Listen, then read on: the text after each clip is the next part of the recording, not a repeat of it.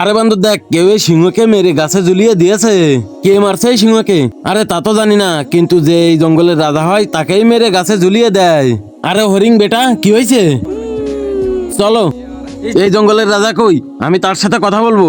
এই বাচ্চাকে এই জঙ্গলে কে নিয়ে আসছে? সিংহ ভাই, কেউ জানি এই জঙ্গলের রাজাকে মেরে দিয়েছে। ওই দেখেন, এ কিভাবে বললো যে এই জঙ্গলের রাজা হয়, পরের দিনই তাকে কেউ জানি মেরে এই গাছে ঝুলিয়ে দেয়। ঠিক আছে, আজ থেকে এই জঙ্গলের রাজা আমি, দেখি কে মারে। সিংহ ভাই, ও অনেক শক্তিশালী মনে হয়, আপনাকেও মেরে দেবে। কিন্তু তার আগে তোমার কাছে কোনটা সব থেকে দামি, এক বস্তা টাকা নাকি মা বাবা? যদি মা বাবা হয় তাহলে ভিডিওতে একটা লাইক দিয়ে চ্যানেলটি সাবস্ক্রাইব দিয়ে রাখো।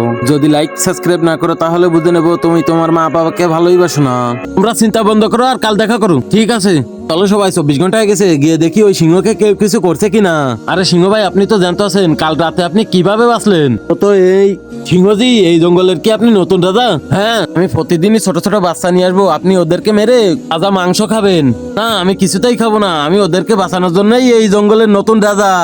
হা হা হা, আমি ওই সিংহদেরকে মেরে ফেলি যে ছোট ছোট বাচ্চাদেরকে খেয়ে ফেলে। তুই অনেক ভালো সিংহ, তুই এই জঙ্গলের নতুন রাজা থাকবি।